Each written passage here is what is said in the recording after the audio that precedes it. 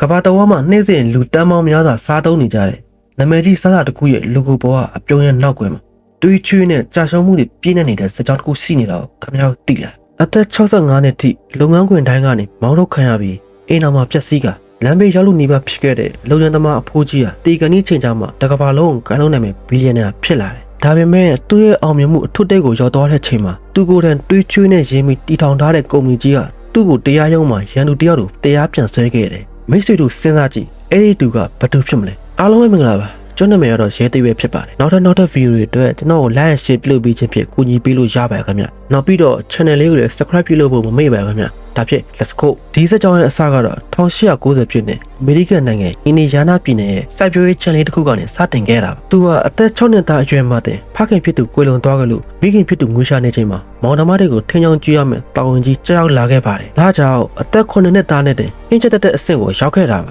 အသက်10နှစ်မှာမိသားစုတို့စိုက်ပျိုးရေး channel မှာအလုပ်ဆောက်လုပ်ခဲ့ပေမဲ့အသက်ငယ်လုံးအလုပ်ပြုတ်ခဲ့ပါတယ်အသက်12နှစ်မှာမိခင်ဖြစ်သူနောက်ရင်တော့ပြုတ်ခဲ့ပြီးပတိဖြစ်သူနဲ့မတည့်တာကြောင့်အိမ်ကနေမောင်းထုတ်ခံခဲ့ရပြီးအမျိုးတွေအိမ်မှာတွားနေခဲ့ရပါတယ်သူဟာကျောင်းတရေမနက်ပိုင်းတိရစ္ဆာန်အစာကျွေးညနေပိုင်းပြောင်းဖို့ချွေနဲ့ဘဝကိုရုန်းကန်ခဲ့ပါတယ်ဒါပေမဲ့ကြမ်းကြမ်းနေတဲ့အချိန်စရာကြောင့်စာမလိုက်နိုင်မဲ့အသက်73နှစ်မှာကျောင်းကနေအထုတ်ခံခဲ့ရပါတယ်သူတစ်ဖြစ်အခက်အခဲတင်ချောက်ကိုလုံးဝနားမလည်ခဲ့တာကြောင့်ပါကျောင်းထွက်ပြီးတော့အသက်16နှစ်မှာစစ်တပ်တဲ့ဝင်မှုအသက်လိမ်ပြီးစားစက်နဲ့ပြေးလုခဲ့ပါတယ်စစ်သားပြဝင်ရောက်ခဲ့ပေမဲ့တနည်းကြာမှာအသက်မှန်ပေါ်တော့တာကြောင့်စစ်တပ်ကနေပါထုတ်ပယ်ခြင်းခံခဲ့ရပြန်ပါတယ်အသက်19နှစ်ကနေစပြီးသူ့ရဲ့ဘဝကအောက်ခြေအကြဆုံးထိဖြစ်ခဲ့ပါတယ်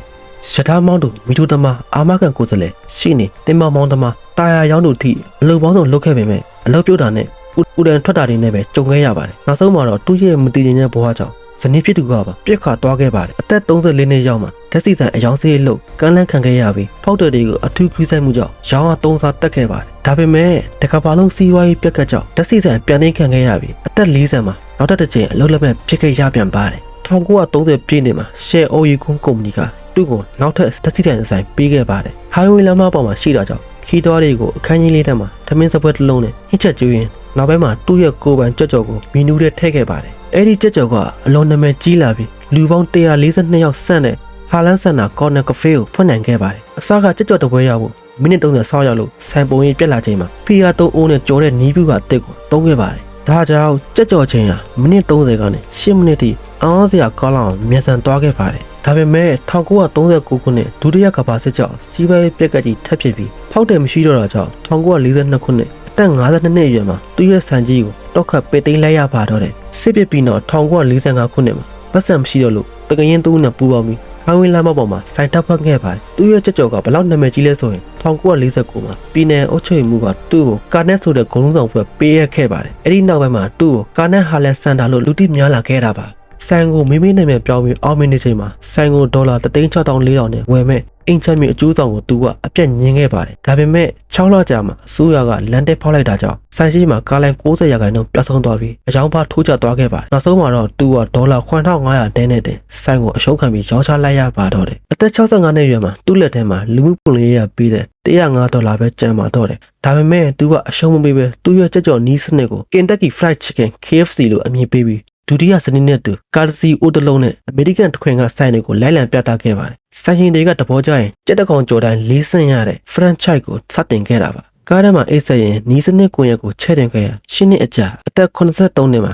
KFC ဆိုင်ခွဲပေါင်း600ကျော်ထိရှိလာခဲ့ပါတယ်။အသက်ကြီးလာလို့မစီမံနိုင်တော့တဲ့အတွက်1964မှာ KFC Corporation ကိုစီးပွားရေးလုပ်ငန်းရှင်တွေထံဒေါ်လာ2သန်းနဲ့ရောင်းချခဲ့ပါတယ်။ဒါပေမဲ့စာချုပ်ရ logo မှာသူ့ရဲ့တပ်ပုံပဲသုံးရမယ်။သူပဲ KFC ရဲ့မျက်နှာစာအဖြစ် TV interview တွေတွားမယ်ဆိုပြီးလာတာတော့$6,250နဲ့ခန့်ခဲ့ပါတယ်။ဒါပေမဲ့ KFC ကိုဝယ်ရတဲ့ကုမ္ပဏီကနောက်ပိုင်းမူရင်းကြက်ကြော်နီးစနစ်ကိုပြောင်းလဲပစ်ခဲ့ပါတယ်။ဒါကိုကာနဲ့စန်တာကဒေါက်တာထွက်ပြီးငါမလုပ်တဲ့နီးစနစ်ပေါ်မှာငါတပ်ပုံတုံးပြီးမရောင်းနဲ့ဆိုတာကုမ္ပဏီကိုတရားရုံးမှာတရားစွဲခဲ့ပါတယ်။ပြီးတော့ဇနီးဖြစ်သူနာမည်နဲ့ကလိုရီဒါစန်တာကဖေးဆိုတဲ့စတိုင်တစ်ဖွင့်ပြီးမူရင်းနီးစနစ်တိုင်းပြန်ရောင်းခဲ့ပါတယ်။ဒါကို KFC Corporation ကတဘောမကျပဲကာနဲ့စန်တာကိုတရားရုံးမှာပြန်လည်တရားစွဲဆိုခဲ့ပါတယ်။တရားရုံးရဲ့ဆုံးဖြတ်ချက်အစတိုင်ကိုဆက်လက်မောင်းနှင်ခွင့်မရတော့လို့ရောင်းချခဲ့ရပေမဲ့ဒီနေ့ထက်တိုင်အဲ့ဒီဆိုင်ဟာ Florida Center Dinner House နာမည်နဲ့တရှိနေတဲ့ဖြစ်ပြီးဒါ KFC မဟုတ်ပဲ KFC ရဲ့မူရင်းကြက်ကြော်ကိုတရားဝင်ရောင်းချခွင့်ရှိတဲ့ကမ္ဘာတစ်ခုတည်းသောဆိုင်ဖြစ်နေပါတယ်1980ပြည့်နှစ်မှာတော့ကာနယ်ဟာလန်စန်တာရဲ့ခက်ခဲကြမ်းတမ်းလာတဲ့ဘဝစကြောင်းဟာအဆက်ချရက်တန့်သွားခဲ့ပါပြီ